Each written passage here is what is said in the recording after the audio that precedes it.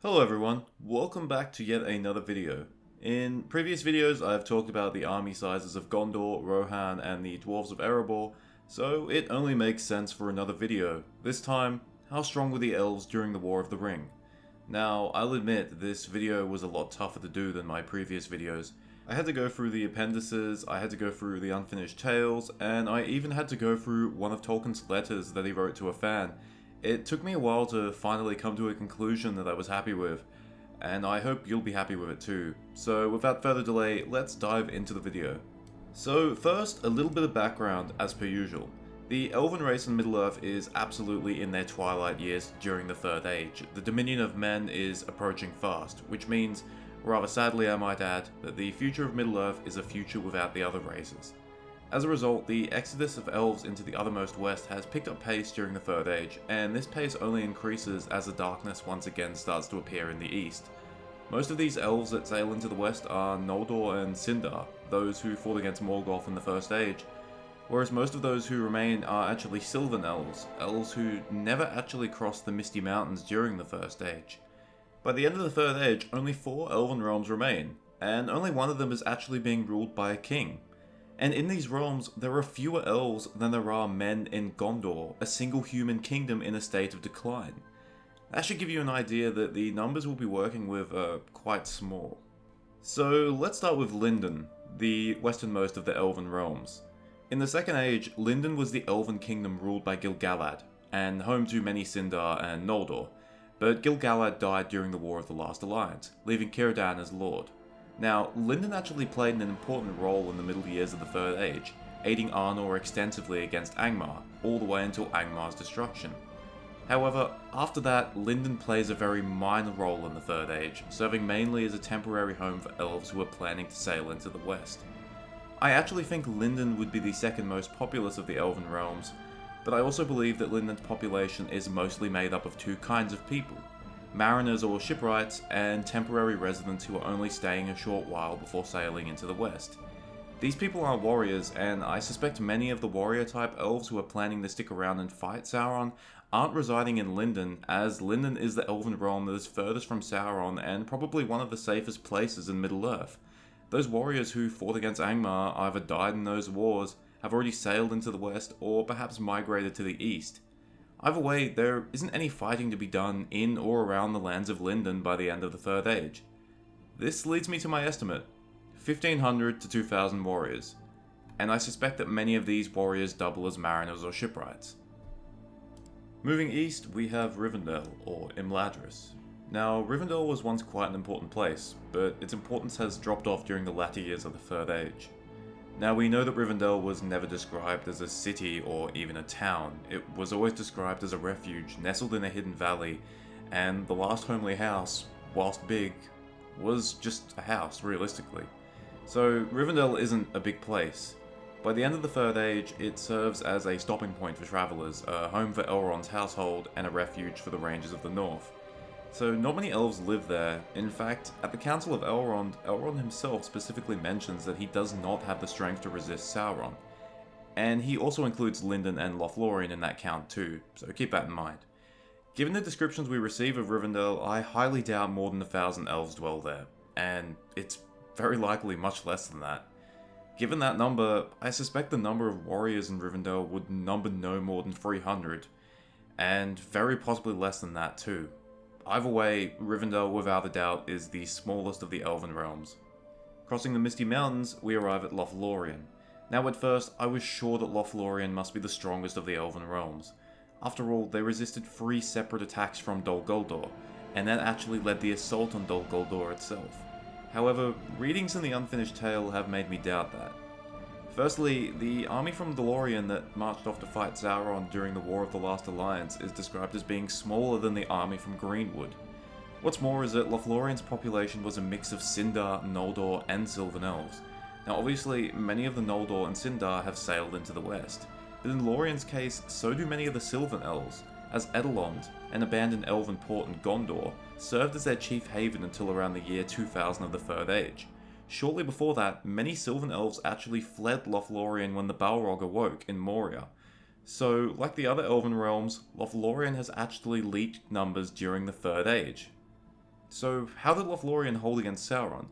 Well, whereas I think most of Lindon's inhabitants were non-combatants, I would suggest the opposite is true for Lothlorien, and a higher percentage of their population are combatants, as they tended with both Dol Guldur to the east and the orcs that inhabited Moria to the west. So my theory, Lothlorien is the third largest of the Elven realms in terms of population, but its army would consist of around 3,000 to 4,000 warriors. Now keep in mind, this army is heavily aided by Nenya, the Elven ring of power that Galadriel wields. In the appendices, it states that Galadriel with Nenya is so powerful that only Sauron himself could have made an attack on Lothlorien successful. So 3,000 to 4,000 warriors may not seem like much, but it's more than enough when aided by a superpowered elven wizard witch queen. Finally, crossing the mighty Anduin River, we reach the Woodland Realm, formerly known as Greenwood the Great. Now, I think the Woodland Realm is the strongest realm for a few reasons. Firstly, as previously mentioned, Greenwood's army was larger than Lorien's army at the end of the Second Age. Secondly, the Unfinished Tale specifically states that Thranduil's people actually grew in number during the Third Age. And lastly, the Woodland Realm is seemingly the only Elven realm to survive the early stages of the Fourth Age. We know for certain that Lothlorien and Rivendell are abandoned by Aragorn's death, and it's very possible that Lindon was too. However, Sylvan Elves don't necessarily share the same affinity for sailing into the west. We actually know that a group of Sylvan Elves under Legolas migrated to Ithilien and started a colony there. All of these hints largely suggest that the Woodland Realm was the most powerful of the Elven realms in the late Third Age. Now, it's worth mentioning that we do receive a number for the Woodland Realm, specifically the army that fought at the Battle of the Five Armies, which isn't that long before the War of the Ring.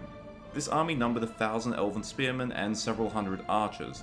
Now, this is a small army, but I have my answers for that. Firstly, Thranduil wasn't expecting to be fighting an army of orcs under Bolg. He was only expecting to be negotiating for the elven share in the treasure. If he knew he would be fighting orcs, he would have brought more elves. And secondly, Mirkwood at that point is a dangerous place, and with both orcs and spiders roaming the forest, Thranduil would have to leave many elves behind to defend his realm. I feel those reasons are sufficient enough to get across the theory that Thranduil left many more elves at home. So how many? I'd say around 5,000, but probably no more than 6,000. And it's worth remembering that these elves would probably be the least effective fighters of all the Elven realms, as Sylvan Elves, at least when compared to the Noldor and Sindar, aren't as advanced, especially in weaponry and armor. So there are my numbers: 1,500 to 2,000 for Lindon, a couple hundred for Rivendell, 3,000 to 4,000 for Lothlorien, and around 5,000 to 6,000 for the Woodland Realm. So, all in all, around 10,000 Elven warriors remaining in Middle-earth by the time of the War of the Ring. And the vast majority of these are Sylvan Elves residing either in Mirkwood or Lothlorien. So, more than the Dwarves of Durin's folk, but significantly less than the armies of men. To put this 10,000 number into perspective, one Elven city alone in the First Age raises an army of 10,000 warriors to fight in a single battle. If you watch my War in Middle-earth series, you'll soon find out which city that is.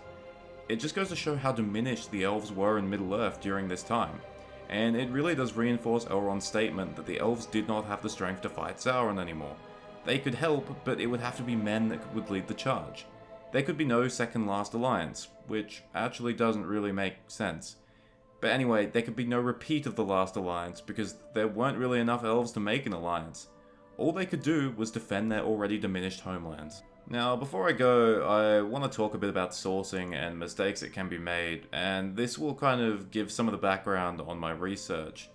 Now, none of us are impervious to mistakes, me included, especially when interpreting Tolkien's vast lore. I mean, he contradicts himself in many places, and there are many things he wasn't actually sure whether they were canon or not, so it's kind of up to the reader to interpret stuff, and of course, we're going to interpret stuff wrong. Usually when I research a topic, I'll visit Tolkien Gateway, which is much better than the Lord of the Rings wiki. I usually use this to access the footnotes and see where I can find certain bits of information across Tolkien's writing, because a lot of that information is really spread out, it's not conveniently in one place. So in the wiki for the Woodland Realm, one of the editors states that the Woodland Realm had a higher population than that of any of the other Elven realms. Now, I ultimately came to the same conclusion as this, but at this point I hadn't, so I followed the footnote to one of Tolkien's letters, letter 347. In Tolkien's letter, he states that Gondor had a higher population of Sindarin or Quenya speakers alone than Lindon, Rivendell, and Lothlorien combined. Now, interestingly, the Woodland Realm is omitted in that statement, and I can only presume that it led the editor to assume that the Woodland Realm wasn't included in the statement because its population was much, much higher. High enough to make that statement about Gondor's population of speakers no longer true.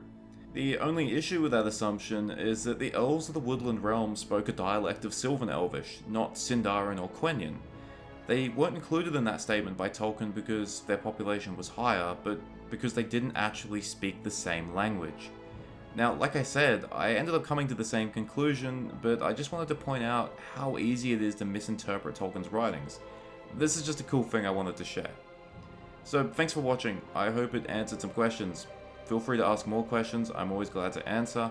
Leave feedback, make your own estimates, stay safe at home, and remember, if the elves start fleeing into the ocean, it means something really bad is about to happen.